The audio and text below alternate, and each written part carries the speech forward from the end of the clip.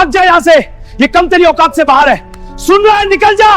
माफ कीजिए प्लीज। अभी मुझे माफ कर दो, मुझसे बहुत बड़ी गलती हो गई है। रात के 2 बज रहे थे।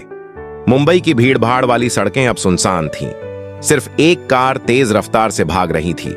ड्राइवर की सीट पर बैठा 24 साल का अर्जुन, पसीना माथे पर, हाथ स्टीयरिंग पर कांप रहे थे। पीछे की सीट पर एक बैग, काला, भारी, और उसके अंदर कुछ ऐसा जो अर्जुन की पूरी जिंदगी बदल सकता था।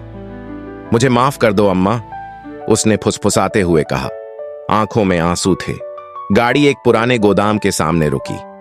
अर्जुन ने बैग उठाया, हाथ कांप रहे थे। दरवाजा खोला तो अंधेरे में एक आवाज आई, लाए? अर्जुन ने सिर हिलाया। हाँ, लेकिन कुछ नहीं, बैग रखो और निकल जाओ। अर्जुन ने बैग रख दिया। पैसों का लिफाफा उसकी तरफ फेंका गया। उसने उठाया, गिना भी नहीं, बस मुड़ा और चला गया। उसे नहीं पता था कि इस गोदाम के बाहर पुलिस की गाड़ी खड़ी है और एक कैमरा सब कुछ रिकॉर्ड कर रहा है। अगली सुबह अर्जुन को नींद से जगाया गया, लेकिन मां की आवाज से नहीं, दरवाजा तोड़ने की आवाज से। पुलिस, दरवाजा खोलो! अर्जुन का दिल धक से रह गया। उसने दरवाजा खोला। सामने इंस्पेक्टर मेघना शर्मा खड़ी थी, तीखी नजरें, सख्त आवाज। अर्जुन कुमार? जी मैं हूं। तुम गिरफ्तार हो, चोरी और तस्करी के आरोप में। अर्जुन के पैरों तले जमीन खिसक गई। क्या? नहीं, मैंने कुछ नहीं किया। अच्छा, तो कल रात 2 बजे गोदाम में क्या कर रहे थे? अर्जुन चुप हो गया। उसकी मां रसोई से दौड़ती हुई आई। साहब, मेरा बेटा कोई चोर नहीं है, वो इंजीनियरिंग का छात्र है। इंस्पेक्टर मेघना ने नरम आवाज में कहा। मां, हम जानते हैं, लेकिन सबूत कुछ और कह रहे हैं। अर्जुन को हथकड़ी लगा दी गई। मां रो रही थी।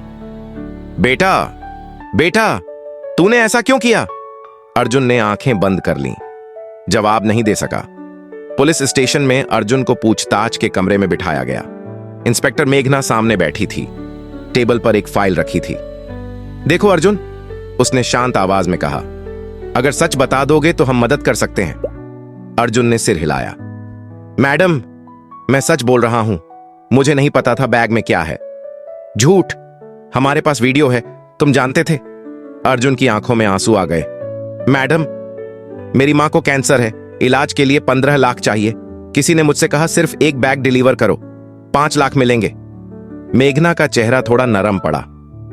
तुम्हें किसने भेजा? एक आदमी, नाम विक्रम बताया था। मेघना ने फाइल खोली, एक फोटो निकाली। ये है? अर्जुन ने देखा। नहीं मैडम, मैंने जिसे देखा था वो इससे अलग था।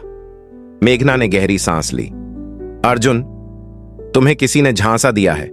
जो बैग तुमने डिलीवर किया उसमें चुराए हुए हीरे थे, 2 करोड़ के। अर्जुन का मुंह खुला रह गया। और सबसे बड़ी बात, मेघना ने आगे कहा, असली चोर अब भाग चुका है और सारा इल्जाम तुम पर है।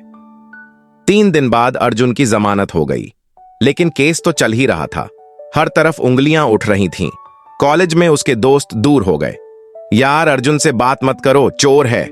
अर्जुन चुपचाप सब सुनता, पर अंदर से टूट रहा था। एक रात उसके फोन पर मैसेज आया, अनजान नंबर से, कल शाम 6 बजे मरीन ड्राइव, अकेले आना, तुम्हें सच्चाई बताऊंगा। अर्जुन सोच में पड़ गया। यह ट्रैप हो सकता था, या फिर उसकी आखिरी उम्मीद। अगली शाम वो मरीन ड्राइव पहुंचा। समंदर की लहरें शोर मचा रही थीं, लोग घूम रहे थे। उसने इधर उधर देखा, तभी एक आवाज आई, अर्जुन। वो पलटा। सामने एक लड़की खड़ी थी, 25 से 26 साल की, सादा कपड़े, डरी हुई आंखें। तुम कौन हो? मेरा नाम काव्या है और मैं तुम्हें बचाने आई हूं। अर्जुन हैरान रह गया। क्या मतलब? काव्या ने इधर उधर देखा। यहां नहीं, मेरे साथ चलो। एक छोटे से कैफे में दोनों बैठे। काव्या ने कॉफी का घूंट लिया और बोलना शुरू किया। अर्जुन, जिस आदमी ने तुम्हें काम दिया उसका नाम विक्रम नहीं है, वो राजेश है और वो मेरा भाई है। अर्जुन का दिल तेज धड़कने लगा। मेरा भाई एक गिरोह का हिस्सा है। वो लोग बेकसूर लोगों को फंसाते हैं, तुम्हारी जैसी कहानी सुनते हैं और फिर काम करवा लेते हैं। तो तुम ये सब क्यों बता रही हो? काव्या की आंखों में आंसू आ गए। क्योंकि मैं इस सब से थक चुकी हूं। मेरे भाई ने कितने लोगों की जिंदगी बर्बाद की है, मैं और नहीं देख सकती। उसने अपने बैग से एक पेन ड्राइव निकाली। इसमें सबूत हैं, रिकॉर्डिंग है, उस रात की पूरी बातचीत, जिसमें राजेश अपने साथियों को बता रहा है कि कैसे तुम्हें फंसाया। अर्जुन ने कांपते हाथों से पेन ड्राइव ली। यह तो मेरी जिंदगी बदल देगी। हाँ, लेकिन एक शर्त है। क्या? मेरे भाई को माफ कर देना। वो गलत रास्ते पर है, लेकिन वो मेरा भाई है। अर्जुन चुप रहा। उसके दिमाग में तूफान चल रहा था। अर्जुन ने पेन ड्राइव सीधे इंस्पेक्टर मेघना को दी। उसने सब सुना, सबूत देखे। यह तो बहुत बड़ा मामला है, मेघना ने कहा। इससे पूरा गिरोह पकड़ा जा सकता है। अर्जुन ने धीमे से कहा, मैडम, क्या एक बात पूछ सकता हूं? हां, बोलो। क्या राजेश को थोड़ी नरमी मिल सकती है? उसकी बहन ने मेरी मदद की है। मेघना ने उसकी आंखों में देखा। अर्जुन, तुम्हारे साथ इतना बुरा हुआ, फिर भी तुम्हारे दिल में नफरत नहीं है। अर्जुन ने मुस्कुराते हुए कहा, मैडम, नफरत से तो सिर्फ जिंदगी छोटी होती है, माफी देने से बड़ी। 3 महीने बाद कोर्ट का फैसला आया। अर्जुन बेकसूर साबित हुआ। पूरा गिरोह पकड़ा गया। राजेश को भी सजा हुई, लेकिन काव्या की मदद और अर्जुन की गवाही की वजह से कुछ नरमी मिली। अर्जुन की मां का इलाज शुरू हो गया। सरकार ने उसकी पढ़ाई के लिए छात्रवृत्ति दी। एक शाम अर्जुन फिर मरीन ड्राइव पर था। इस बार अकेला नहीं, काव्या उसके साथ थी। तुमने मेरी जिंदगी बचा ली, अर्जुन ने कहा। काव्या ने मुस्कुराते हुए कहा, नहीं, तुमने मुझे यह सिखाया कि गलत को छुपाने से बेहतर है सही के साथ खड़ा होना। दोनों ने समंदर की तरफ देखा। लहरें शांत थीं, जिंदगी भी। और तभी अर्जुन के फोन पर एक मैसेज आया, अनजान नंबर से। शुक्रिया, तुमने मुझे इंसान बनाया, राजेश। अर्जुन ने फोन बंद किया और मुस्कुरा। कभी कभी जिंदगियों की सबसे बड़ी जीत माफ कर देना होता है। ये कमजोरी नहीं, बल्कि सबसे बड़ी ताकत है।